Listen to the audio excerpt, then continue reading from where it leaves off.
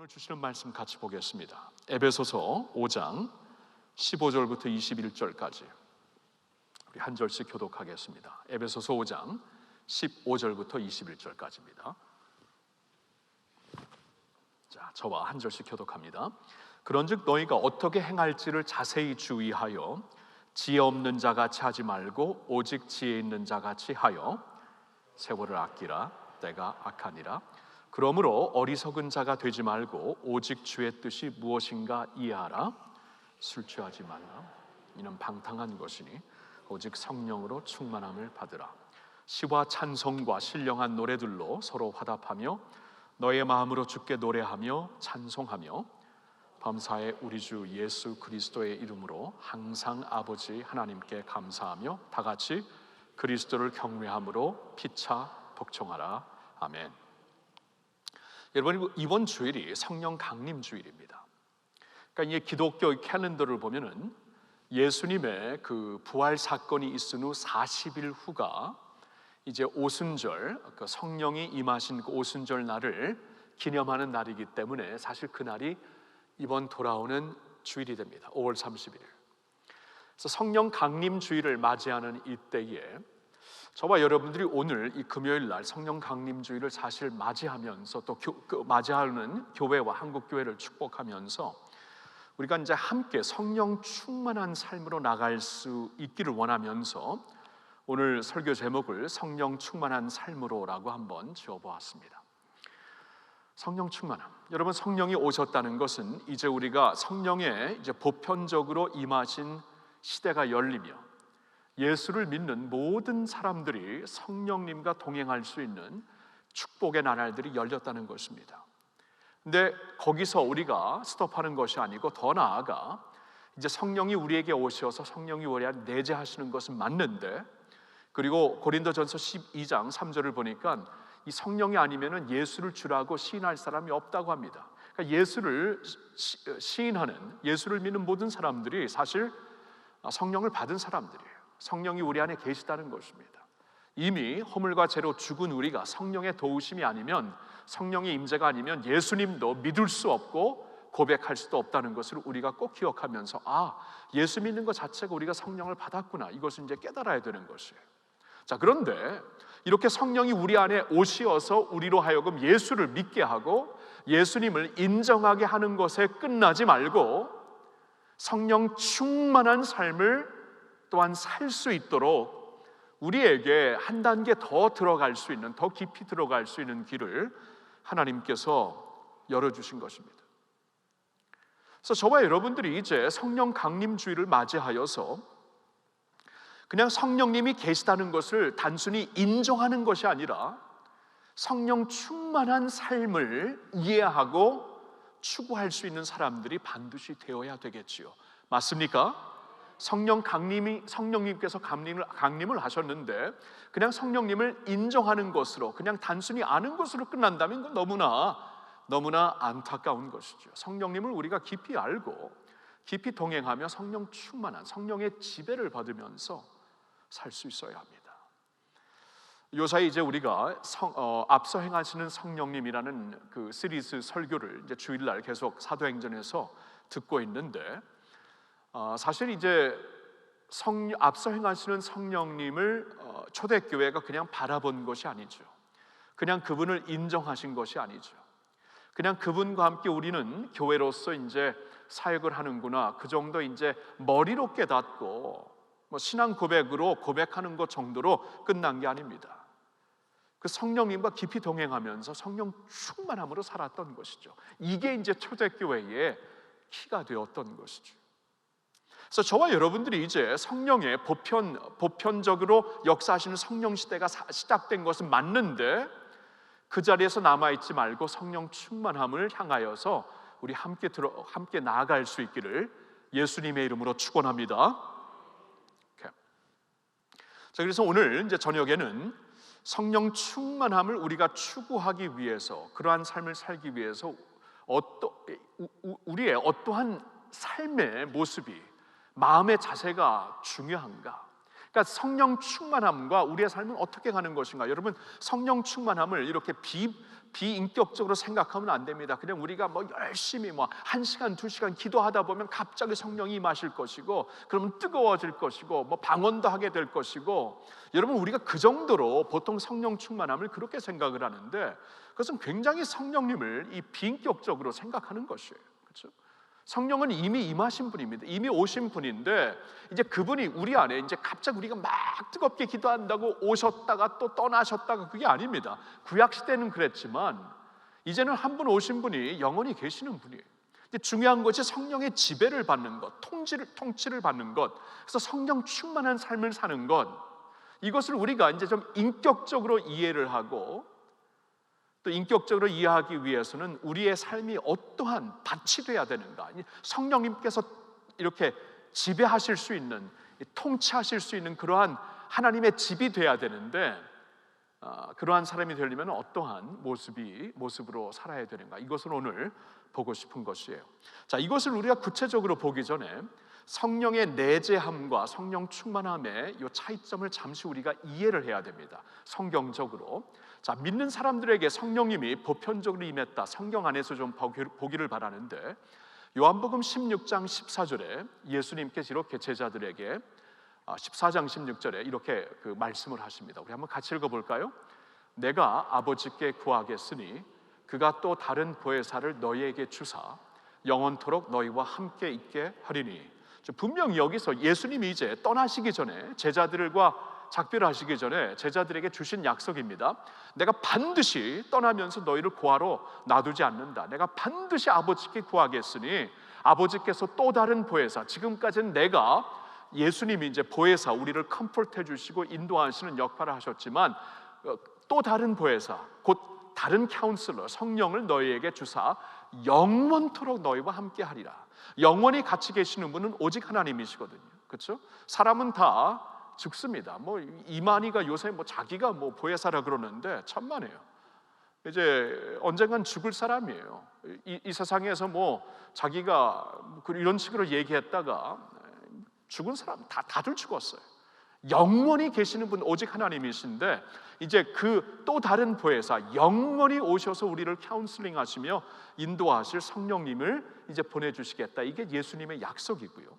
그리고 요한복음의 7장 38절 39절을 좀 보겠는데요, 제가 읽을게요. 예수님께서 이제 전에 이제 제자들이 아니고 모든 사람들에게, 이제 그 큰 절기 때 모였던 사람들에게 이 말씀을 하십니다.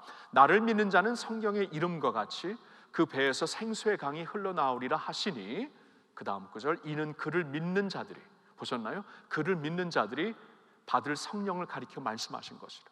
그러니까 조건이 딱 하나입니다. 예수를 믿는 자들이 받게 될 성령을 가리켜, 그가 생수의 강처럼 우리 안에서 떠나시지 아니하시는 분이기 때문에 배에서부터 생수의 강이 흐르게 되리라. 이 하나님의 그 생명력을, 성령이 주시는 생명력을 가리키는 겁니다. 믿는 자들에게 임하신다.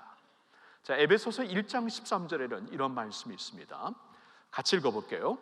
그 안에서 너희도 진리의 말씀, 곧 너희의 구원의 복음을 듣고 그 안에서 또한 믿어 약속의 성령으로 인치심을 받았으니. 그러니까 구원받은 자들을 인치신다. 이 구원받았다, 하나님의 자녀다라는 것으로 이제 하나님께서 도장을 찍으신 거예요. 하나님의 인치심을 성령으로 하시는 것인데, 그 성령이 우리 안에 하나님의 그 인치심으로 누구에게 임합니까? 진리의 말씀, 곧 너희의 구원의 복음을 듣고, 말씀을 듣고 복음을 듣고 예수 믿는 자들에게 성령이 임하시는 것이다. 그러니까 모든 믿는 자들에게 임하시는 것이에요. 이런 면에서 성령의 보편적인 시대가 시작이 된 것입니다. 이렇게 모든 믿는 자들의 성령이 임하셨는데, 근데 말씀을 계속 보면은 이렇게 임하신 성령님을 우리가 근심하게 할 수 있고 성령을 또한 소멸하게 하는 일을 범할 수가 있습니다. 에베소서 4장 30절에 이런 말씀이 있어요. 하나님의 성령을 근심하게 하지 말라. 그 안에서 너희가 구원의 날까지 인치심을 받았느니라. 그러니까 예수님이 다시 오시는 날까지, 그 구원의 날까지 인치심을 성령 안에서 받게 되었는데, 그래서 영원히 우리와 함께 계시는 성령님인데 그 성령님을 근심하게 하지 말라, 이 말씀이죠. 그러니까 인격체, 살아계신 하나님, 성령 하나님이십니다. 그러니까 성령이 이제 우리 안에 내재하시지만 근심하실 수도 있다. 그러니까 우리가 성령의 뜻과 상관없이 살 때에, 죄 가운데서 살 때에, 돌이키지 않고 살 때에, 내 고집으로 예수 믿는 사람들에게 주신 말씀이에요. 믿지 않는 사람들은 뭐 인치심을 받은 적이 없으니까 상관하지 말고, 믿는 자들, 성령을 받은 자들이지만 성령님과 상관없이 동행하면서 살면서 성령님을 근심하게 할 수 있다. 성령님이 근심을 하셨다면 우리 안에서 자유롭게 충만하게 역사하실 수는 없는 것이죠. 그렇죠? 데살로니가 전서 5장에도 이런 말씀이 있어요. 5장 19절에 성령을 소멸하지 말라, 성령의 불을 끄지 말라는 것인데, 우리가 이제 성령을 받은 사람들에게, 크리스천들에게 주신 거예요. 근데 우리가 물론 고의적으로는 하진 않겠지만 모르는 가운데 성령님이 막 이제 성령님의 불을 끌 수가 있다. 성령이 하시는 일을 방해할 수도 있다. 믿는 자들이 이렇게 할 수 있다는 거예요. 그러니까 성령이 분명히 우리 안에 오셔서 우리 안에서 예수의 삶을 살게 하시고 예수의 삶을 이루시는 것이고, 또 우리를 통해 예수님의 일을 이루시는 분이 성령님이신데, 성령님이 하시는 일을 우리가 방해할 수도 있고 막을 수도 있다, 그 말씀이에요. 그러니까 성경은 무슨 말씀을 하냐면, 성령이 분명히 임하셨는데 성령이 없이는 우리가 믿음 자체도 불가능한 것인데, 예수를 주라 시인할 수도 없는 것인데, 그 성령님과 상관없이 성령님의 지배를 받지 않고 살면서 성령님을 근심시키며 또 성령이 하시는 일을 소멸할 수도 있다, 이 말씀이에요. 그러니까 이제 성령의 충만이라는 것은 이제 이겁니다. 성령이 우리에게 오셨는데, 임하셨는데, 성령을 하나님께서 보내주셨는데, 우리가 이제 성령님이 이제 우리 안에 오셨는데 그 성령님께 우리가 드려졌는가, 이게 이 차이예요. 성령님이 오셨지만 여전히 드려지지 않는 삶을 살 수 있다. 크리스천으로서 그 구원받는 그날까지 여전히 주님 앞에 온전히 드려지지 않는 삶, 주님의 뜻 가운데 동행하지 않는 삶으로 살다가 뭐 구원받을 수 있지만, 고린도전서 4장에 있는 말씀처럼 부끄러운 구원, 뭐 하나님의 일을 성령으로 오직 성령으로만 가능한 하나님의 일을 전혀 안 하다가 나중에 불로 심판할 때 다 없어질, 금으로 만들어지지 않는, 나무로 만들어진 어떠한 세속적인 물건으로 만들어진 것은 다 불로 타고 없어질 것이다. 그러니까 성령으로 하지 못한 주님의 일이 남는 게 없다는 것이에요. 그러니까 구원은 받았는지 모르지만 하나님 앞에 갔을 때 하나님 앞에 아무런 열매 없이 부끄럽게 살 수 있는, 구원은 받았지만 부끄러운 구원을 받는 그러한 사람이 될 수 있다는 것이에요. 그러니까 성령은 받았지만 성령님과 상관없이 두려지지 않는 삶으로, 성령님의 통치와 성령님의 지배를 받지 않는 삶으로, 그래서 우리 안에 성령으로 말미암아 예수의 삶이 이루어지고 우리를 통해 예수의 사역들이 이루어지는 이런 일들을 전혀 모르고 그냥 살다가 천국 갈 수 있다는 거예요. 안타깝게. 뭐 천국 가는 것이 안타깝지는 않겠지만 성경에 있는 그 말씀, 부끄러운 구원이 될 수 있다, 그 말씀이에요. 자, 그러니 우리가 이제 예수님을 믿고 성령을 받았다면은 이렇게 살아서는 안 되겠죠. 성령을 받았다면 이제 성령님께 우리 자신을 드려야죠. 드리면서 성령이 우리의 삶을 지배하실 수 있도록, 이게 충만입니다. 지배하실 수 있도록. 그렇죠? 오늘 본문의 말씀 보니까 술 취하지 말라, 성령 충만함을 받아라, 이렇게 비교를 하시잖아요. 술 취하면 지배를 받잖아요. 통제를 받잖아요. 마찬가지로 그런 식으로 통제를 받지 말고, 그런 식으로 지배를 받지 말고 성령의 지배를 받아라. 성령이 오셨지만 이제 성령이 지배를 받으면서 살아. 그러니까 인격적인 성령이니까 막 쥐어해갖고 받고 뭐 이런 식으로 생각하는 게 아니라, 이미 오신 그분께 나의 삶을 온전히 드려서, 그렇죠? 나의 삶을 온전히 드려서 성령 충만한 그러한 삶을 살라고 말씀하시는 겁니다. 이러한 성령 충만함이 여러분 삶 속에, 저의 삶 속에 있기를 예수님의 이름으로 축원합니다. 자, 그럼 이제 중요한 것이 이제 인격체 성령 하나님이신데, 성령이 비인격적으로 무슨 영적인 마술의 무슨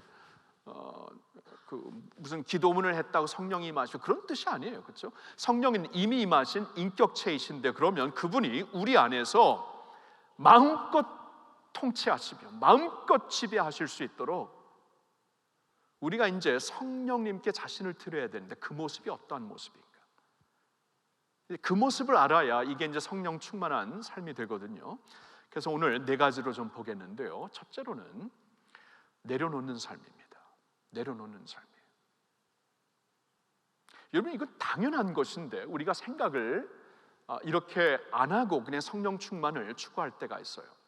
여러분, 성령이 이미 오셨는데 성령이 우리 안에서 fully 지배하시고 fully 컨트롤하시기 위해서는 나의 생각, 나의 계획, 나의 어떠한 그 패러다임을 내려놔야 돼요. 나의 소원을 내려놔야 돼요. 나의 소원이 주님의 소원과 맞지 않을 때가 있어 내려놓는 겁니다.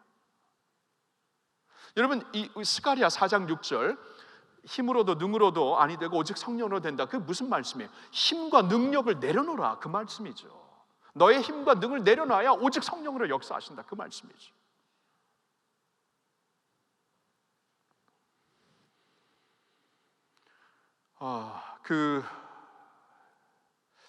제가 이제 그 신학교 다닐 때에 이제 신학교 선배들 중에 좀 이렇게 기도를 깊이 하시는 선배님들이 있었어요.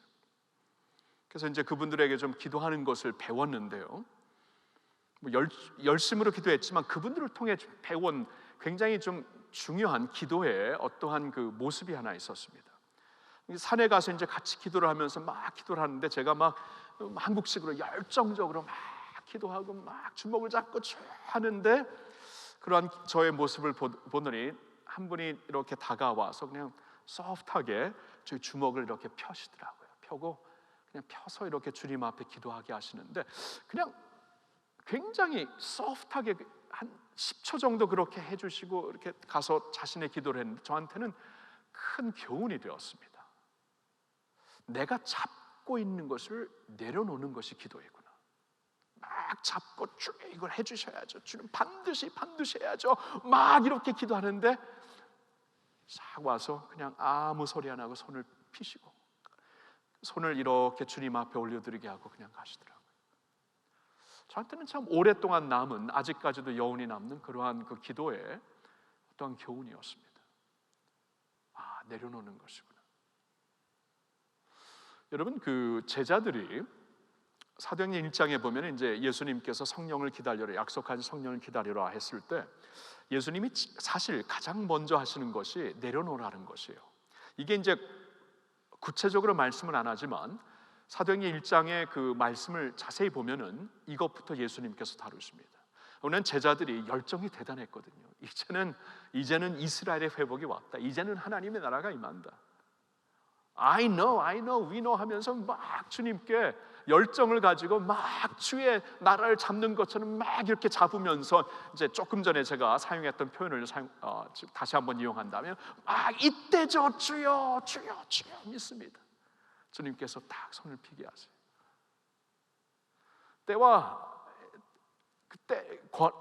때에 대해서는 아버지의 권한이다. 내려놔라. 그리고 아버지께서 어떠한 모습으로 이제 자신의 나라를 임하게 하시려는지 그거 아버지의 권한이다. 너의 생각 내려놓지 아니하면 너 있잖아, 열정적으로 가긴 하는데 성령님과 상관없는 모습으로 갈 것이다. 내려놓는 거예요. 그러면서 2장에 성령이 임하시잖아요. 내려놓기 전에 안 임하십니다. 여러분, 우리 자녀들, 부모, 이제 저 자신을 보면 이제 자녀들을 위해 굉장히 바라는 게 있어요. 그리고 어렸을 때부터, 오래전부터 이제 부모로서 자녀를 위해 이렇게 기도한 내용들이 있는데, 부모로서 성숙해지는 게 무엇인가? 제 인생을 보니까 하나씩 내려놓게 하시는 거예요. 하나씩 내려놓고, 내 생각이 너의 생각과 다르다. 하나님께서 나의 생각은 너의 생각보다 높다 하면서 하나씩 막 이렇게 반드시 이렇게 해야죠. 주님 맞습니다. 아이의 그냥 멱살을 잡듯이, 뭐 없지만 기도를 그렇게 하는, 주여 내려놓게. 부모로서 하나씩 성숙해지는 게 무엇인가? 영적으로 내려놓는 거더라고요. 자식에 대한 나의 생각과 나의 패러다임을 내려놓고 나의 기도 제목까지도 내려놓고 이제는 하나님께서 주시는 새로운 기도를 하게 하시는 거예요. 이 내려놓는 것이 아이를 진짜 살리는 것이고, 그 성령께서 그 아이를 통해 하실 일을 성령께서 마음껏 하실 수 있도록 내 기도를 맞춰가는 것이고, 그걸 깨달았어요. 여러분, 우리가 우리의 꿈과 계획을 내려놓죠. 그러면 하나님의 꿈과 하나님의 계획이 펼쳐지기를 시작합니다. 아멘. 너희 신발을 벗으라 그러잖아요. 하나님이 큰 일을 하시기 전에 모세에게 네 신발 벗어라, 여호수아에게 네 신발 벗어라, 너 서 있는 그 장소는, 자리는 거룩한 자리다, 신발을 벗어라. 신발을 벗으라는 것은 실제적으로 저한테는 계획을 내려놓으라는 거예요. 신발 신고 내가 갈 길이 있고 내가 할 일이 있고 만날 사람들이 있고 스케줄, 내가 이제 짠 스케줄을 따라서 내가 뛰어다녀야 되고, 신발 좀 벗어라. 거룩한 땅이다. 너의 계획과 너의 생각으로 나의 거룩한 계획을 더럽히지 말라. 이제 그렇게 들려요, 저한테는. 신발을 내려놓고 거기 좀 주저앉아라. 꽉 잡고 있던 걸 좀 내려놔라. 내려놓으라는 거예요. 내려놓으라는 거예요. 여러분, 내려놓지 않는데 어떻게 성령께서 충만하게 통치를 하세요? 어떻게 지배를 하시겠어요? 그렇죠? 전에도 말씀드렸지만 병을 있잖아요. 바닷물에 던져도 병에 마개가 꽉 막혀 있으면은 그 엄청난 바닷물이 한 방울도 안 들어갑니다. 하나도 안 들어가요. 바다에 쌓여 있고, 그렇죠? 그 병이 없어질 때까지 바다 속에 있을지 모르지만 마개가 닫혀 있는 한 바닷물 한 방울도 안 들어갑니다. 그러니까 비워져야 들어오시는 거예요. 그래서 우리가 좀 이렇게 성령 충만을 추구하면서 사모하면서, 어떤 면에서 내가 좀 나의 계획과 나의 소망과 나의 어떠한 그 패러다임과 내가 꽉 잡고 기도하는 것을 어떤 면에서 좀 내려놔야 되는가? 예수님도 내려놓으시잖아요. 기도하시다가 아버지의 뜻대로 내려놓으시잖아요. 근데 우리가 안 내려놔요. 많은 때 결과를 통해서 이미 보여주셨고 사람들을 통해 보여주셨는데, 그럼 내 기도가 바뀌어야죠. 내 삶이 바뀌어야죠. 역사를 쭉 통해서 예수님이 이제 이렇게 이스라엘이 회복되는 거 이런 게 아니다. 그러면 내가 내려놔야죠. 내 그림을 계속 꽉 잡고 있으면서 하나님의 나라를 구하면은 그게 어떻게 되는 거예요? 하나님의 나라는 이렇게 가고 있는데 이스라엘의 회복만 보고 있어갖고 아직까지 유대인들이 눈이 가렸다 그러잖아요. 예수 얼굴에 빛나고 있는 하나님의 영광을 지금 눈이 수건으로 가렸어요. 안 보이는 거예요. 안 보여요. 내려놓질 않으니까 전혀 안 보여요. 전혀. 내려놓는 것으로 시작하는 것이구나. 오늘 저녁에 그렇게 이제 기도를 해야 돼요. 뭘 내려놔야 되나? 자식들을 위해 기도할 때 내가 뭘 내려놔야 되나? 그렇죠? 절대로 내려놓지 말아야 되는 큰 그림은 있죠. 기둥은 있죠. 예수 믿는 것, 하나님 영광을 위해 사는 것, 죄 짓지 않는 것, 내려놓지 말아야 되는데 그 외에는 하나님이 다 하십니다. 하나님이. 우리 생각보다 더 크세요. 하나님의 생각이 더 높고 더 크세요. 자, 두 번째로 우리가 해야 될 것이 뭐냐 하면은 순복하는 삶이에요. 내려놓았으면 순복, surrender 해야 됩니다.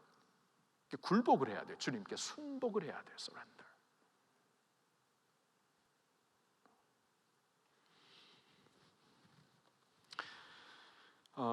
제가 그냥 성경을 찾아 읽을게요. 고린도후서 10장에 3절 4절에 이런 말씀이 있습니다.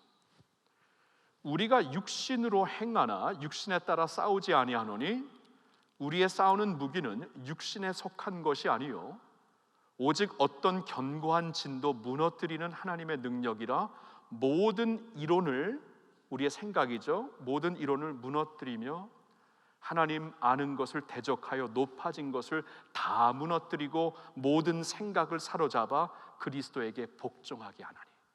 이게 영적 싸움이라고 말씀을 하십니다. 이게 영적 전투라고. 영적 전투가 우리 생각에 있다. 우리 패러다임에 있다. 패러다임을 내가 내려놓지 못하니까 지금 다음 단계로 못 가는 거다. 순복도 못하는 거다. 주님 앞에 복종시키지 못하는 것이에요. 제가 좀 창피한 얘기 할까요? 그 창피한 얘기 좋아하시죠? 잘난 얘기하면 아유 목사님이나 잘났나 이럴 수 있죠. 창피한 얘기하면 은혜 받았어요 그러더라고요. 하여튼 I know you, I know you.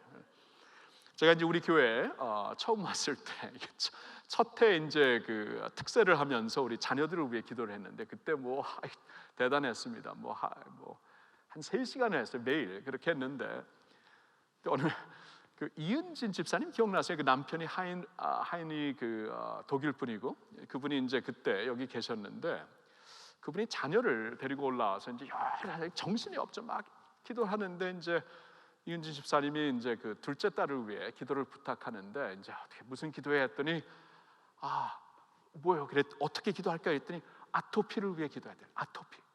근데 저는 있잖아요. 저는 미국에서 곧 왔는데 한국에서는 아토피라는 말을 자주 사용하는데 미국에는 아토피라는 말은 전혀 안 사용합니다.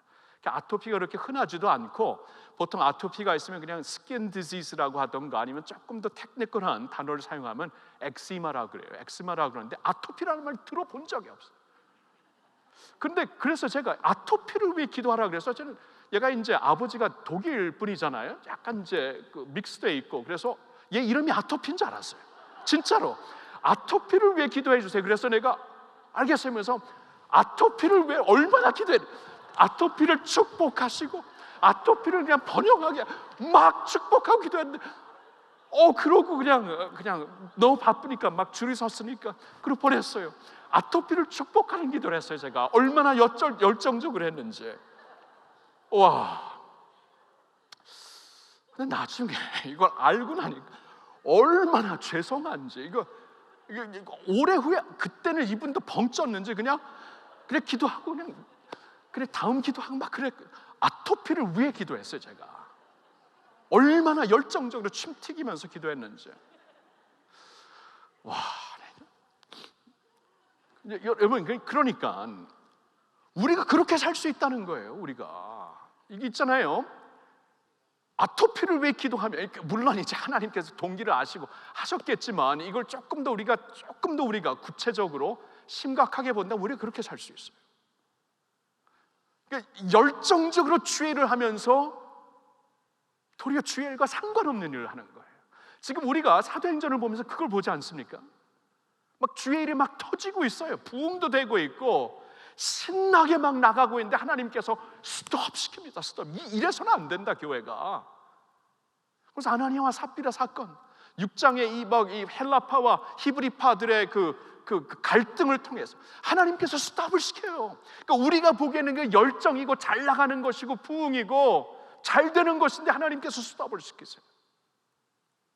이게 이제 하나님의 지혜입니다. 그리고 성령이 하시는 일이에요. 이제 감사하게도 초대교회가 이제 그 스톱을 하죠. 그리고 순복을 하죠. 이때는 하나님께 순복해야 되는구나 하고 경외하는 마음으로, 두려워하는 마음으로 말씀의 우선순위 사역으로 순복을 하죠. 이게 이제 초대교회를 살린 것입니다. 하나님께서 요사이 이렇게 우리를 스톱시키셨을 때, 세계를 스톱시키시고 교회를 스톱시키셨을 때 우리가 이걸 깊이 생각해야 돼요. 지금 어떤 면에서 우리가 열정적으로 우리가 생각하는 기준으로는 잘 나가고 있고 부흥하고 있고 잘 되고 있는데 하나님께서 스톱을 하셨다면 우리가 생각을 해봐야 돼요. 이거 왜 스톱하신 것인가? 하나님께서 당신의 잘 나가는 일을 스톱하신 것인가? 아니면은 어디서 무엇인가 심각하게 잘못되었기 때문에 스톱시키신 것인가? 우리의 삶도 돌아봐야 되고 공동체도 돌아봐야 되고, 그렇죠?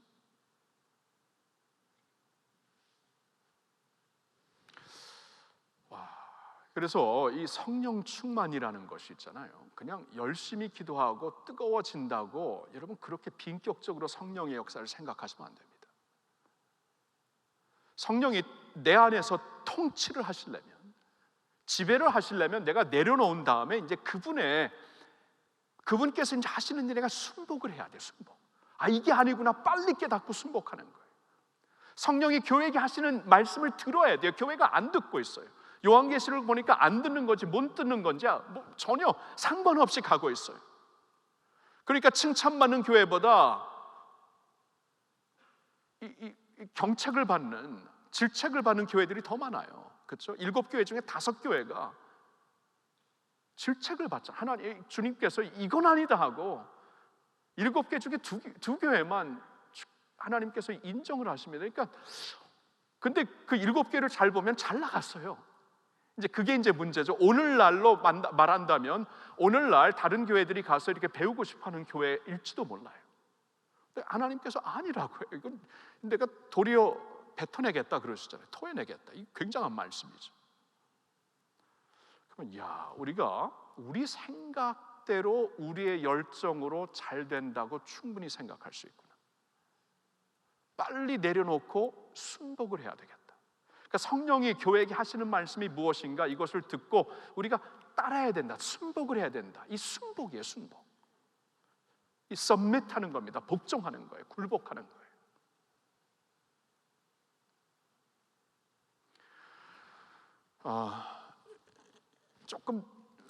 조금 좀 이렇게 실제적으로 말씀을 드리면은요. 근데 주님께서 우리를 순복하게, submit하게 하실 때 어려운 관계를 많이 사용하십니다. 가정이 될 수도 있고 교회도 될 수 있고 어려운 관계를 사용하세요. 저의 삶을 돌아보면 그랬어요. 항상 뭐 이렇게 잘 맞는 사람들만, 가정도 그렇고 아이들이 항상 아빠 최고야, 그냥 좋은 일만 하고 그러면 이렇게 제가 바뀌어지지 않아요. 부서지지 않았을 거예요.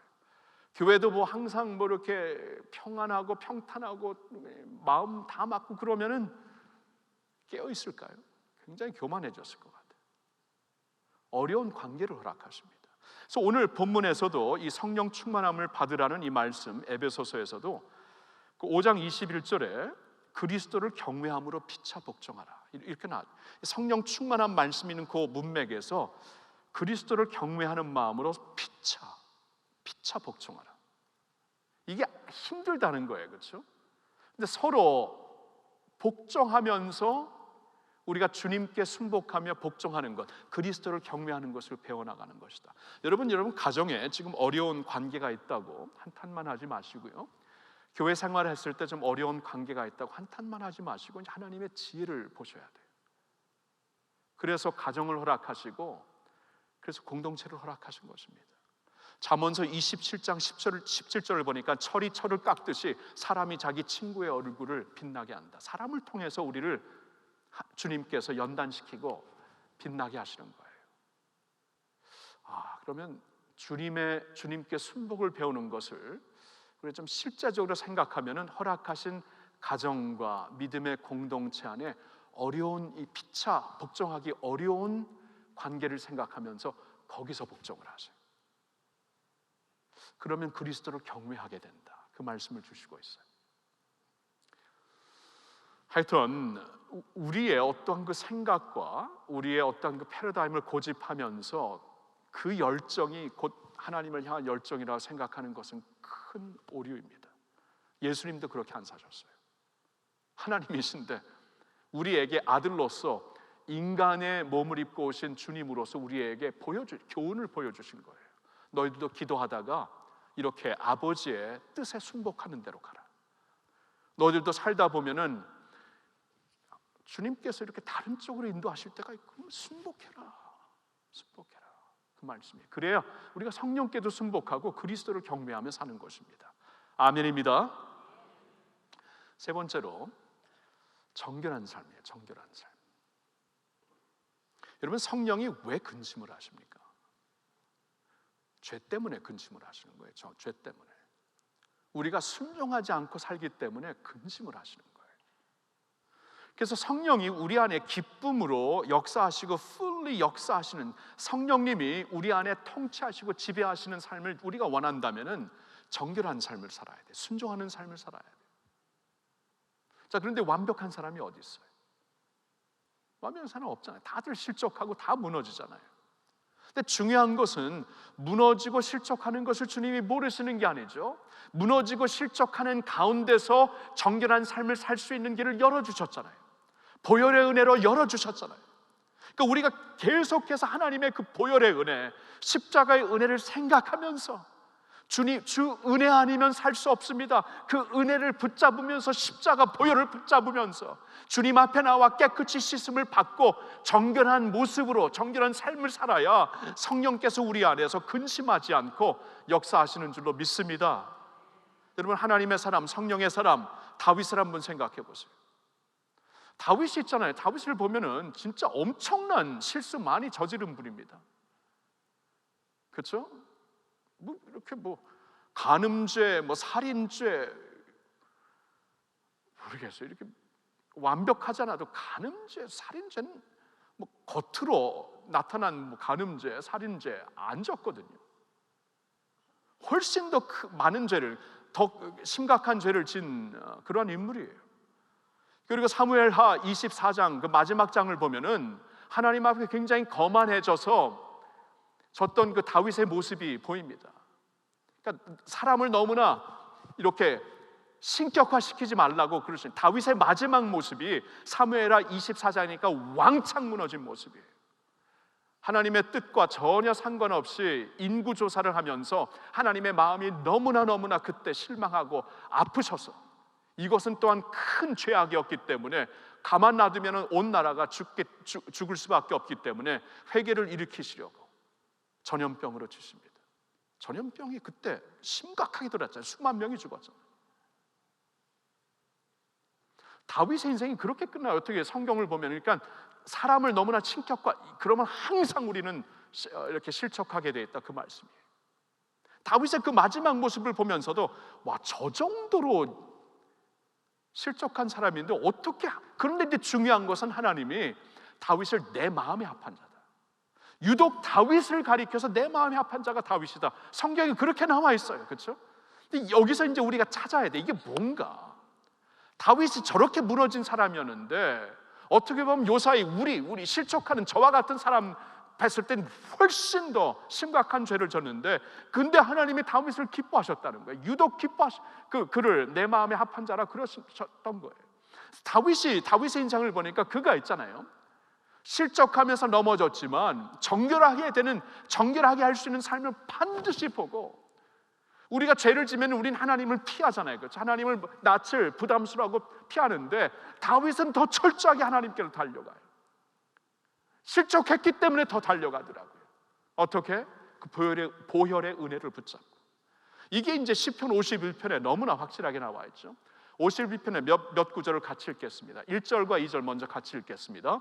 하나님이여, 주의 인자를 따라 내게 은혜를 베푸시며 주의 많은 긍휼을 따라 내 죄악을 지워주소서. 나의 죄악을 말갛게 씻으시며 나의 죄를 깨끗이 제하소서. 여기서 다윗을 보면은 자기 안에 너무나 흉악한 죄가 있음을 그는 알고 있어요. 이 죄악을 하나님께서 해결하지 아니하시면, 씻어주시지 아니하면은 절대로 씻음 받을 수 없다. 근데 반드시 하나님 앞에 나가면은 이 죄악을 말갛게 씻으시며 내 죄를 깨끗하게 하실 것을 그는 믿고 달려 나오는 거예요. 자, 이게 어떻게 되는 건가? 7절을 보니까 이런 말씀 같이 읽습니다. 우슬초로 나를 정결하게 하소서. 내가 정하리이다. 나의 죄를 씻어주소서. 내가 눈보다 희리이다. 다윗이 여기서 우슬초가 뭐냐 하면은, 이 출애굽기 12장을 보면은 하나님께서 이 유월절 그 마지막 그 애굽에 있는 마지막 재앙을 내리셨을 때 백성들에게 살 수 있는 길을 알려주시죠. 이제 하나님께서 죽음의 천사를 보내갖고 모든 장자들을 죽일 텐데 살 길이 있다, 살 수 있는 길이 있다. 양의 피를 흘려서 우슬초로, 이 식물 우슬초로, 이게 이제 팔레스타인에 많이 있는 건데, 이 그 양의 피에 이렇게 닿게 하여서 그것으로 너의 문지방과 문설주를 이렇게 바르라, 뿌리고 바라라. 그 피로, 그러니까 우슬초로 나를 정결하, 그 어린 양의 피로. 그러니까 다윗이 알았던 거예요. 하나님께서 나를 씻어주시는 분명한 길이 있는데, 이건 어린 양의 피로 나의 죄를 말갛게 씻어주신다. 우슬초로 나를 씻어주시면 내가 정결하게 되리라. 너무나 어떻게 보면 뻔뻔한 것 같은데 어떻게 저런 죄를 짓고도, 간음죄, 살인죄를 졌잖아요. 나는 반드시 정결하게 되리라. 이건 진짜 다윗의 마음 자세입니다. 이 죄를 짓고 피하는 게 아니라 도리어 하나님께 더 달려가서 나를 정결하게 하실 분 주님입니다. 그 보혈의 은혜를 붙잡고 있어요. 이제 8절을 봅니다. 다 같이 내게 즐겁고 기쁜 소리를 들려주시사 주께서 꺾으신 뼈들도 즐거워하게 하소서. 이 죄를 숨기고 있을 때는 내 뼈가 꺾어지는 아픔이 있었어요. 근데 이 죄를 하나님께 고백하고 씻음을 받게 되면은 다시 즐겁고 기쁜 소리를 내게 허락하실 것이다. 오늘 우리가 읽었던 에베소서 5장의 말씀도 성령 충만함을 받을 때 하나님 앞에 치와 찬미와 주님께 마음의 노래로 찬양하라. 그러니까 우리에게 기쁨을 주시고 이 기쁨의 찬양과 노래를 주세요. 이걸 있잖아요. 하나님의 뜻 가운데 살고 있는 자들이 누릴 수 있는 기쁨입니다. 성령 충만함이 기쁨의 찬양, 감사의 찬양으로 나타나는 거예요. 존 파이퍼 목사님은 성령 충만함의 가장 중요한 모습은 이 기쁨이라 그러더라고요. 기쁨. 성령이 주시는 기쁨의 노래, 감사의 노래가 있는 것이에요. 근데 그것을 내가 이 용서받지 못했으면 내 뼈가 꺾어졌지만 이 용서받으면 반드시 기쁜 소리를 들려주실 것이다. 자, 11절 같이 나를 주 앞에서 쫓아내지 마시며 주의 성령을 내게서 거두지 마소서. 자, 구약 시대에는 성령이 항상 이 보편적인 성령 시대가 아니었어요. 성령이 특별한 사명과 사역이 있을 때 사람에게 와서 성령의 능력으로 그 사명을 하게 했는데 다윗이 이걸 알았거든요. 근데 이 죄가 씻어지지 아니하면은 성령이 떠난 상태로 내가 살 수밖에 없다는 것을 알고 있었어요. 신약 성경에 우리가 이제 성령은 떠나지 않지만 신약 성경에 와서 시대에 와서 우리에게 적용을 한다면은 성령 충만함이 성령께서 근심을 하시기 때문에 내가 죄에서 씻음 받지 않고 정결하지 아니하면 내 안에 계신 성령님께서 너무나 근심하시기 때문에 그렇죠? 충만함이 있을 수가 없어요. 그분의 지배 안에 우리가 살 수가 없어요. 그래서 구약에서는 성령을 내게서 거두지 마소서 했지만 이제 우리는 죄를 다 씻어주셔서 성령 충만함을 내게서 거두지 마소서, 이렇게 우리가 기도를 할 수 있는 것이죠. 여기서 끝나지 않습니다. 12절을 보세요. 다 같이 주의 구원의 즐거움을 내게 회복시켜 주시고 자원하는 심령을 주사 나를 붙드소서. 그냥 나를 이렇게 죄를 씻어 주시는 데서만 그치지 말고 내게 그 구원의 즐거움을, 성령 충만할 때 누리는 그 즐거운 찬송과 감사를 내게 회복시켜 주시고 자원하는 심령으로 이제는 성령의 지배를 받아 자원하는 마음으로 어떠한 율법을 지키기 위해서 마지못해 종교적으로 하나님을 따르는 게 아니라 자원하는 심령으로 하나님을 따르고 섬기게 하옵소서. 와, 이 다윗이 있잖아요. 이 모습을 하나님이 기뻐하신 거예요. 그러니까 우리보다 더 흉악한 죄를 지은 사람이긴 맞지만 다윗은 그럴 때마다 하나님께 더 달려나갑니다. 그리고 정결케 될 수 있는 길을 그는 확실히 알고 그 약속을 붙잡고 살았다는 것이. 사랑하는 성도 여러분, 우리도 예수의 보혈의 은혜가 우리를 정결케 해주시는 줄로 믿습니다. 하나님 앞에 정결함을 받는 길 다른 길 없어요. 그러니까 우리도 이제 성령이 우리 안에서 기쁨을 주시고 기쁨으로 지배하시려면은 우리가 정결함을 받아야 돼. 예수의 보혈로 피로. 오늘도 십자가의 은혜로, 하나님의 은혜로 정결함을 받고 성령 충만한 삶을 살 수 있는 것이에요. 이제 마지막으로 한 가지 더 보는데 그것은 사모하는 삶입니다. 사모하는 삶. 다시 한번 이제 다윗에게서 이제 우리가 배우고 싶은데요. 다윗이 뭐냐면 다시 말씀드리지만 하나님께서 유독 이 사람을 가리켜 내 마음에 합한 자, 다윗이라 그랬거든요. 다윗을 보니까 이 다윗, 하나님의 사람, 성령의 사람 다윗이 어떻게 해서 그렇게 성령의 지배를 받은 사람인가 보니까 이제 조금 전에는 정결한 삶이었고 예수의 피로, 그 다음에는 사모하는 삶이에요. 사모하는 삶. 그러니까 하나님을 열정적으로 사모하는 삶입니다. 자, 우리가 잘 아는 말씀 시편 27편 4절을 우리 한번 같이 읽어보겠습니다. 다 같이 내가 여호와께 바라는 한 가지 일 그것을 구하리니 곧 내가 내 평생에 여호와의 집에 살면서 여호와의 아름다움을 바라보며 그의 성전에서 사모하는 그것이라. 아멘. 이 다윗이 있잖아요. 한 나라의 왕으로서 갖고 싶은 거 다 가질 수 있습니다. 그렇죠? 원하는 것 세계 끝에서도 가지고 오려면은 그 부하들이, 신하들이 갖고 올 것이었습니다. 근데 이 세상에서 구할 수 있는 것 모든 게 있는데 한 가지를 구한다. 이것과는 아무것도 비교할 수 없다. 하나님 앞에 나가는 거예요. 하나님의 임재 안으로 들어가는 겁니다. 지난 월요일 날 이 카이캄 41째 그 목사 안수식이 있었는데요. 136명이 안수를 받은, 우리 교회에서 두 분 받았는데 그 어느 안수식보다도 굉장히 좀 허전한 안수식이었습니다. 아무도 없었어요. 보통 안수식 할 때, 이제 보통 우리 교회 사는데요, 이번에는 저 양재에서 했지만 보통 4층까지 꽉 찹니다. 이 친구들과 교인들과 이 식구들이 와갖고 다들 막 소리 지르고, 끝나면 사진 찍고, 꽃다발 끝나고 나서 여기서 도망가기 바빠요. 저는 사람들이 막 올라 사진 찍어갖고 도망가기 바쁠 정도로 굉장히 와글와글하고 아주 그냥 밝은 분위기인데, 이번에는 아무도 없었어요. 아무도. 그냥 안수 받는 사람들이 여러분들처럼 마스크하고 있었습니다. 근데 굉장히 허전한 그 안수식이었는데 저한테는 굉장히 특별한 안수식이었어요.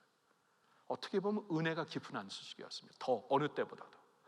왜냐하면은 아무도 없는 그 자리에 주님만 바라보고 주님 한 분 앞에서 안수를 받게 되더라고요. 이게 참 특별했어요. 가족들도 없었습니다. 들어올 수가 없었기 때문에. 근데 그날 이제 말씀을 전하신 분이 한홍 목사님이셨는데, 저 방금 우리가 보았던 시편 27편 4절의 말씀을 인용하면서 안수받는 그 안수생들의 후보들에게 말씀을 전했습니다. 여러분이 이제 사역을 하게 될 텐데 사역이 어디서, 사역은 쥐어짜는 게 아니라, 영성을 쥐어짜는, 이건 뭐 한계가 있죠. 흘러나가는 것인데 어디서 그 흘러나가는 영성이 있을 것인가? 하나님의 임재 앞에서 우리가 항상 받는 것이다. 하나님을 사모하는 그 자리가 내게는 가장 중요해서, 생각을 해보면 사람들 앞에서 사역을 하려면 사람들 앞에서 바빠야 돼. 뭐 우리가 행정을 한다던가, 사람을 만나서 상담을 한다던가, 뭐 신방을 한다던가, 이렇게 예배를 인도하던가, 사람들에게 보이는 사역이 있는가 하면 사람들에게 전혀 안 보이는 사역, 하나님 앞에서만 하나님만 보실 수 있는 사역, 그 사역인데, 근데 모든 영성이 거기서 흘러나오지 아니하면 쥐어짤 수밖에 없다. 어느 시점에는 다 말라버린다. 그냥 다 번아웃 된다. 근데 영성은 흘러나가는 것이다. 어제의 영성으로 오늘 사역을 감당할 수 없다. 매번 우리가 흘러나가는 영성으로 해야 되는데, 이건 하나님의 임재 앞에서 하는 것이다. 다윗에게 이것이 있었다. 이 한 가지를 여러분들에게 권한다면서 그 말씀을 전했는데 저한테는 굉장히 은혜가 됐어요.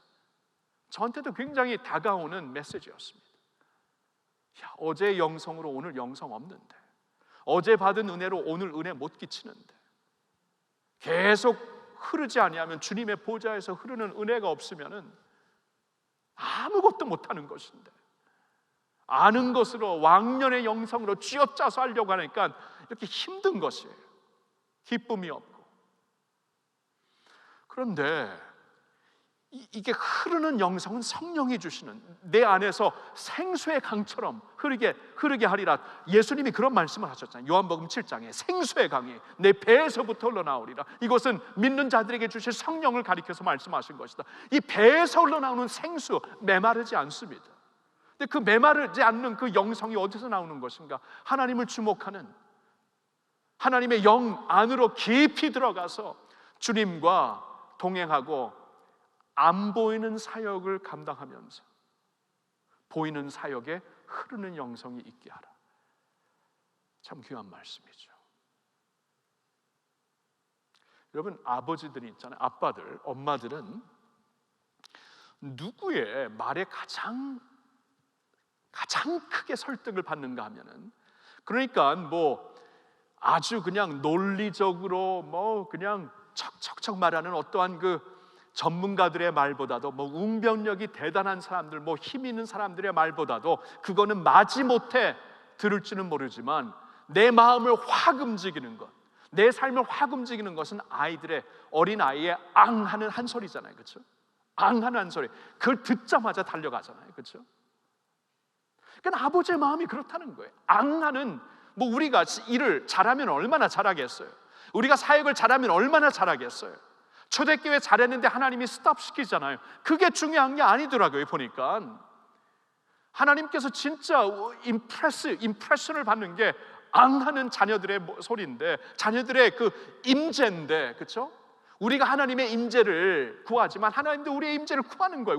우리가 같이 있기를 원하시는데, 그 자리에서 만나 주시기를 기뻐하시는데, 성령이 우리 안에서 생수의 강처럼 흐르시기를 원하시는데, 우리가 그 자리를 외면한다는 거예요. 사역은 다른 게 아니다. 안 보이는 자리에서 앙하고 아버지께 나가는 것이다. 한 소리 듣고 아버지 마음이 움직인다. 아멘입니다. 그렇죠? 사모하는 마음에 사모하는 마음, 사모하는 삶이에요. 성령님은 살아계신 분입니다. 살아계신 하나님의 영이기 때문에 우리가 성령님을 사모할 때, 앙망할 때 오시는, 우리 안에서 이렇게 역사하시는 분이에요. 역사하시는 분. 그렇죠? 성령 충만함을 통해 궁극적으로 성령님이 하시는 일이 사역이 아니에요. 아시나요? 궁극적으로 하시는 일이 사역이었다면은 잘 나가는 교회 사도행전에서 스톱시키지 아니하셨겠죠. 궁극적으로 성령님께서 우리 안에서 하시고자 하는 것이 우리를 예수님께로, 하나님 앞으로 인도하시는 일입니다. 진리의 영이기 때문에 진리의 주 앞에 인도하는 것이 성령님께서 궁극적으로 하시고 싶어하는 일이에요. 그러니까 우리가 성령 충만하게 살려면은 성령님이 우리를 인도하시는 그 자리, 하나님 자리로, 예수 그리스도의 자리로, 임재의 자리로 나가실 때 성령이 기뻐하시면서 우리 안에서 역사하시는 줄로 믿습니다. 네 가지입니다. 내려놓는 삶, 순복하는 삶, 정결한 삶, 그리고 지금 말씀드린 사모하는 삶. 그렇죠? 이러한 삶 가운데서 성령님이 우리 안에 기쁨으로 지배하시며 우리를 통해 충만한 주님의 새로운 역사, 이때를 거쳐 또 이때를 통해 하나님께서 일으키실 수 있기를 예수님의 이름으로 축원합니다. 아멘. 자.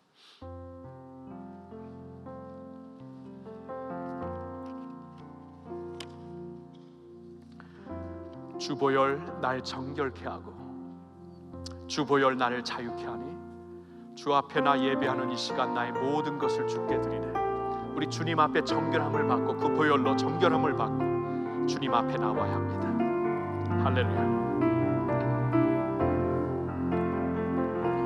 주보혈 날 정결케 하고 주보혈 날 자유케 하니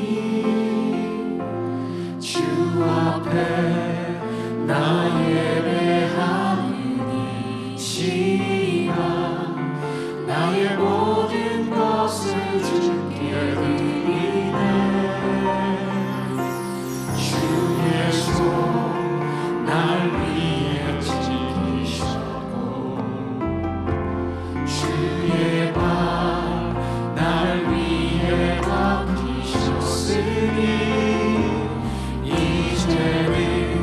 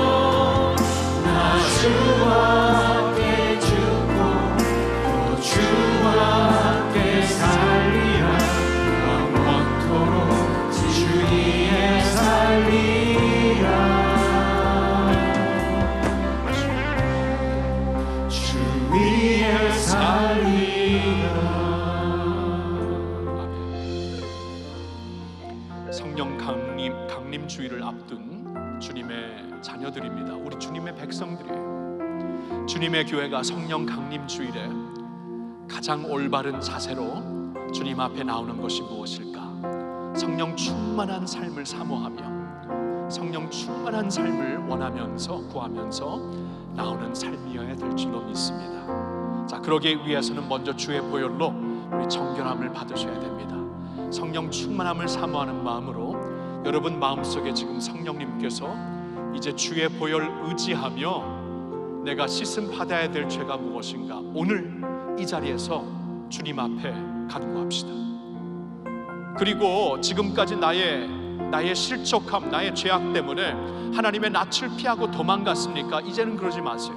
다윗처럼 도리어 하나님께 더 달려나가야 됩니다. 도리어 더 달려나가서 주님의 보혈의 은혜 붙잡고 씻음을 받으셔야 돼요. 우슬초로 씻으시면 반드시 정결케 될 줄로 믿습니다.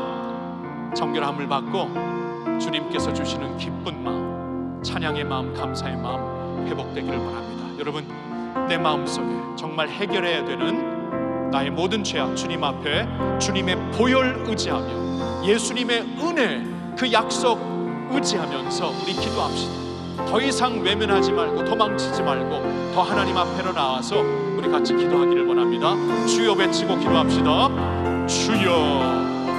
하나님 아버지 맞습니다. 주님 앞에 이제 온전한 마음 주님 달려나와서 기도를 하며 나옵니다. 아버지, 주님 앞에 달려나와 이제 주님 앞에 구합니다. 그러므로 이제 그리스도 예수 안에 있는 자에게는 결코 정죄함이 없다. 이는 그리스도 예수 안에 있는 생명의 성령의 법이 죄와 사망의 법에서 나를 해방하여는 줄로 믿습니다. 주의 말씀의 권위로 믿습니다. 선포합니다. 우슬초로 나를 정결케 하시면 나는 정할 것이다. 주님 정하리이다 믿습니다. 선포합니다. 죄로 말미암아 이제 더 이상 주님의 낯을 피해가는 것이 아니라 주님께로 더 달려나올 수 있는 저희들이 되게 하여 주시옵소서. 오늘 씻음 받고 정결함을 받아서 우리 안에서 마음껏 역사하시는 지배하시고 통치하시는 성령 충만함을 체험하게 하여 주시옵소서. 하나님 믿습니다. 주님 앞에 나와 우리의 죄가 말갛게 씻음을 받고 모든 죄악이 말갛게 씻음을 받고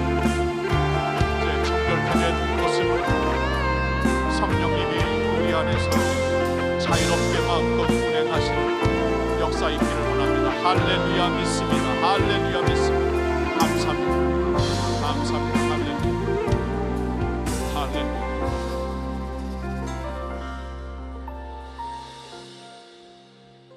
나 주와 함께 죽고 또 주와 함께 살리라 찬양을 드렸죠. 이제 중요한 것은 순복하는 겁니다. 순복하는 것은 이제 주와 함께 죽고 주와 함께 사는 것입니다. 주님의 생명이 내 생명이 되고 주님의 계획이 내 계획이 되고 주님의 성품이 나의 인격이 되고, 그렇죠? 나는 죽고 주와 함께 죽고 주와 함께 삽니다. 온전히 순복하는 모습으로 나옵니다. 내려놓고 순복하며 나옵니다. 그러한 마음으로 이 시간에 기도할 때 주님 온전히 우리 자신을 드립니다. 우리 한번 두 손을 가볍게 들어서 주님 순복합니다. 내려놓습니다. 주님 앞에 온전히 복종하며 나옵니다. 이러한 마음으로 우리 기도했으면 좋겠습니다. 주여 외칩시다. 주여. 주님 순복하며 내려놓으며 굴복하며 나옵니다. 발에서 신발을 벗습니다. 주님을 바라봅니다. 주님께 나옵니다. 아버지 주님 앞에 나옵니다. 주님 순복하는 마음으로 주님 정결해지는 마음, 이제는 내가 사는 것이 아니요 내 안에 그리스도께서 사신 것이다.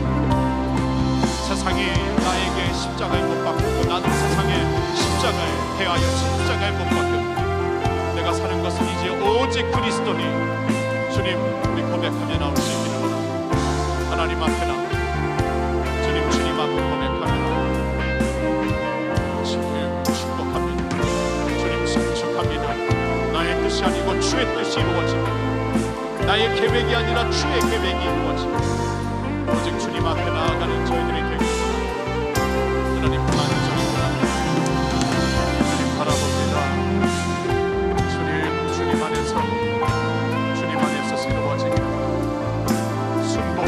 나아갑니다. 복종하며 나아갑니다. 스스로 높아진 나의 모든 생각을 그리스도께 복종시키며 주님 앞에 나아갑니다. 할렐루야, 할렐루야. 복종하는 저희들 가운데 성령께서 마음껏 자유 운행하여 주시옵소서.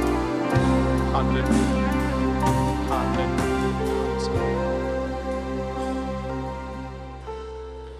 주님 감사합니다.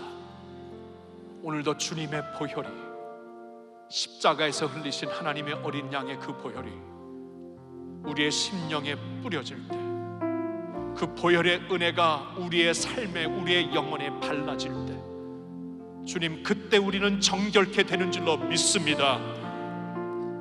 하나님께서 말씀하셨기 때문에, 선포하셨기 때문에, 그러므로 이제 그리스도 예수 안에 있는 자에게는 결코 정죄함이 없다고 선포하셨기 때문에 그 말씀의 권위 그대로 믿으며 그 말씀의 약속 그대로 우리 삶 속에 적용하오니 주여 주님의 보혈로 우리의 모든 죄를 말갛게 씻어 주시옵소서. 나의 실족함, 나의 무너짐 때문에 하나님의 낯을 피해 다니는 것이 아니라 이제는 주님께 더욱더 달려올 수 있는 그 십자가 보혈의 은혜 붙잡고 달려나올 수 있는 저희들 모두가 되게 하여 주시옵소서. 이렇게 우리는 예수 안에서 예수와 함께 죽었고 예수와 함께 산 자이오니 이제는 온전히 우리의 삶과 우리의 패러다임과 우리의 계획과 우리의 소망을 내려놓고 주님 앞에 순복시키며 주님의 계획, 주님의 뜻, 주님의 비전으로 새로워지는 저희들 되게 하여 주시옵소서. 할렐루야. 순복하는 자들, 정결하게 씻음받은 자들을 통해 역사하시는 성령님 오시어서 우리 삶 가운데 왕이 되어 주시옵소서. 할렐루야. 감사드리 올 때 우리 주 예수님의 이름으로 기도하옵나이다. 아멘. 오직 주의 은혜로 지금 여기 서 있습니다.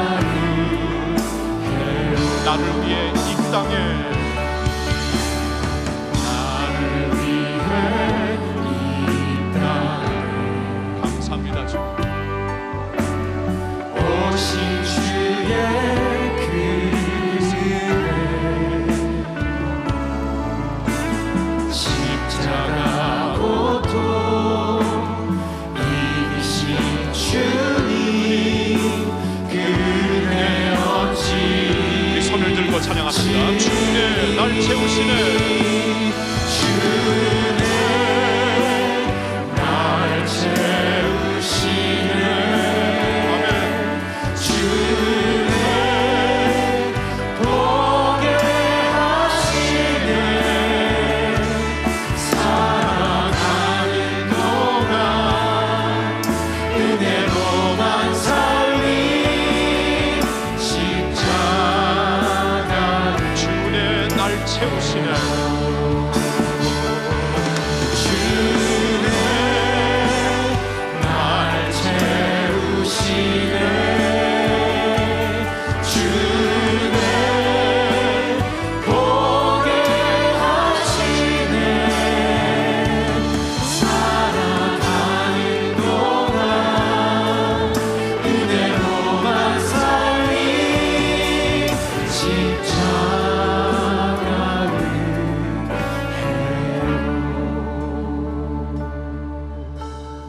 여러분, 사는 동안 십자가 은혜로 사시겠습니까? 사모하며 나옵시다. 사모하는 자들에게 충만하게 역사하시는 주님이십니다. 그 은혜를 사모합니다. 앙 하고 올 때 절대로 우리를 외면하시는 아버지가 아니십니다. 달려나오시는 주님 앞에, 은혜의 주님 앞에 오늘도 달려나와 주여 사모합니다. 은혜를 사모합니다. 예수님의 그 은혜 사모합니다. 아버지의 그 사랑 사모합니다. 사모하는 마음으로 주님 앞에 더 나아갑니다. 매일매일 그 은혜 사모하며 나가겠습니다. 주여 세 번 외치고 기도합시다. 주여, 주여, 주여. 주님 사모하는 마음, 사모하는 가슴 주시옵소서. 주여, 내가 일평생 한 가지 구하겠사오니 주의 궁전에서 내 일평생 주님의 얼굴을 바라보며 주님의 은혜와 임재 가운데 사는 것입니다. 주여, 여기서 나의 맥박이, 나의 심장이 되게 하옵시고, 여기서 내 영혼이 살아 숨쉬게 하옵시고, 여기서 내가 기쁨을 찾고 감사를 찾고 감격을 찾고 살게 하여 주시옵소서. 주여, 사람 앞에 나와 신앙생활하는 것 전에 하나님 앞에 나와서 주님을 임재하며 주님의 임재 앞에 주님을 사모하며 나와서 사는 저희들이 되기를 원합니다. 아버지, 이것이 없어서 오늘날 모든 것을 스탑시키시며 우리를 하나님께서 친히 불러주시기 감사합니다. 주님의 가슴 앞으로 나옵니다. 주님의 심령 앞으로 나옵니다. 주님의 임재 앞으로 나옵니다. 주여, 그 은혜 더 원합니다. 주 은혜 더 받기 원합니다. 그대로 더욱더 채워지기를 원합니다. 아버지, 주님 앞에 두 손 들고 나와 주님의 강물에 생수의 강이 흐르는 그 자리에, 기름이 흐르는 자리에 나와 주님만이 단둘이 능한 자리에 나와서 거기서 체험받게 하여 주시옵시고, 거기서 우리는 영성으로 사역하며 거기서 우리는 영성으로 믿음 생활하며 거기서 우리는 은혜로 아버지 주님 앞에 나가는 저희들이 되기를 원합니다. 주님, 이것이 모자라서 우리 너무나 많이 벌나웃되고 너무나 찢어지고 무너지고 너무나 갈급해 있고 주님, 너무나 주님 앞에 부서져 있는 모습, 주님의 임재 앞으로 나와 은혜의 생수에 강해서 주님 살게 하여 주시옵소서. 할렐루야, 할렐루야. 우리 두 손을 가슴에 댑시다. 주님, 우리 사모합니다. 일평생 주의 궁전에서 주님의 얼굴을 바라보며 살기를 원합니다. 주님, 이것이 아들, 딸들에게 주어진 가장 큰 특권인데, 가장 큰 영광인데, 주님이 가장 큰 영광을 우리가 외면한 채 살았군요. 또 외면한 채 살았습니다. 주님, 가장 이 중요한, 가장 위대한 특권을 우리가 두 번째로 밀어놓고 살았습니다. 얼마나 어리석었는지요. 주님, 요사이 다른 것을 스탑시키시며 아버지 얼굴을 찾게 하시니 너무나 감사합니다. 이때 주님, 우리 다른 길로 가지 않도록 인도하여 주시옵소서. 사람이 일로 바쁘지 말게 하여 주시옵소서. 우리의 계획 때문에 바쁘지 말게 하여 주시옵소서. 주님의 임재 앞으로 나와 주님의 기름 부으심을 받아 생수의 강처럼 보좌에서부터 끊이지 않고 흐르는 주님의 생명의 강으로 채워지는, 적셔지는 저희들 되게 하여 주시옵소서. 할렐루야. 우리 주 예수님의 이름으로 간절히 기도합니다. 아멘. 주님께 영광의 박수 올려드립니다. 할렐루야. 주님을 사모합니다. 우리 다 같이 일어나 마지막 찬양 주 내 마음에 모신 후에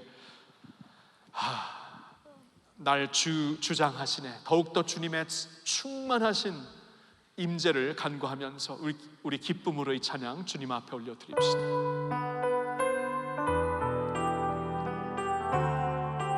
우리의 간구입니다.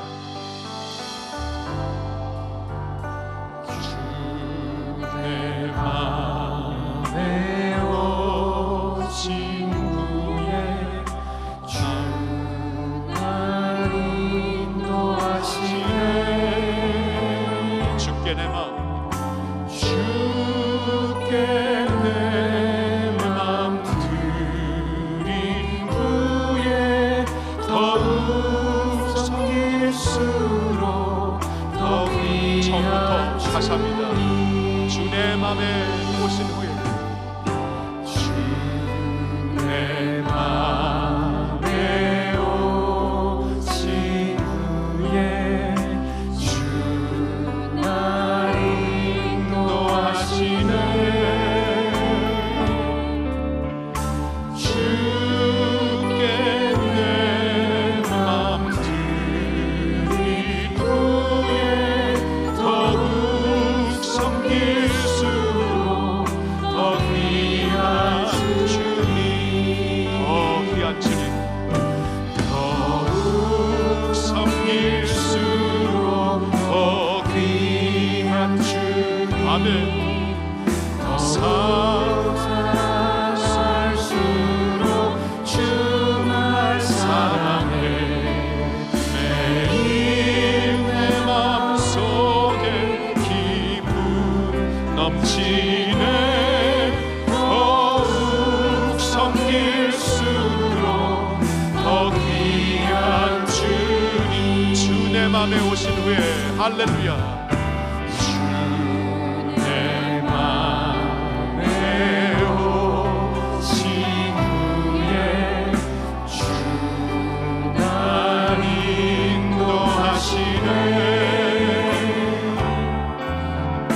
주께 내 맘 드린 후에 더욱 섬길수록 더 귀한 주님, 더욱 섬길수록 더욱 섬길수록 더 귀한 주님, 더욱 사랑할수록 주날 사랑해. 매일 내 맘에 기쁨이 넘치네. 더욱 섬길수록 더 처음부터 귀한 다시 부릅니다. 할렐루야. 주 내 마음속에 오신 후에 내 맘에 성령님이 오셨습니다. 이제 나를 인도하십니다. 날 인도하시네. 주께 내 맘 드린 후에 더욱 섬길수록 더 귀한 주님, 더욱 섬길수록 더 귀한 주님, 더욱 사랑할수록 주를 사랑해. 매일 내 맘에 기쁨이 넘치네. 더욱 섬길수록 맞습니다. 그렇게 역사하시는 주님 사모합니다. 두 손을 들고 더욱 섬길수록 더욱 섬길수록